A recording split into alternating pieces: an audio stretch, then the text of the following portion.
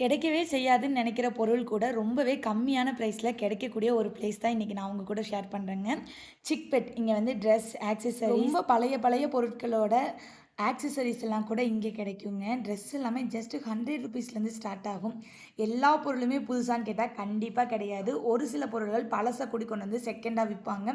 ஒரு சில கடைகளில் பிராண்டட் ஐட்டம்ஸ் கூட இருக்கும். கண்டிப்பாக தொலாவி பார்த்து மட்டும்தான் எந்த பொருளாக இருந்தாலும் வாங்கணும். அண்ட் நல்ல பேரம் பேசியும் வாங்கணுங்க. ஏன்னா இந்த பேக் எடுத்ததும் ₹1500 சொன்னாங்க. அதே பேக்கை ₹300 கொடுக்கறக்கு ஓகேன்னு சொல்லிட்டாங்க. ஒரு ப்ராடக்ட்டோட ரேட் எவ்வளோ தான் இருக்கும் அப்படிங்கிறது கண்டிப்பாக எல்லாத்தினாலையுமே ஜட்ஜ் பண்ண முடியுங்க.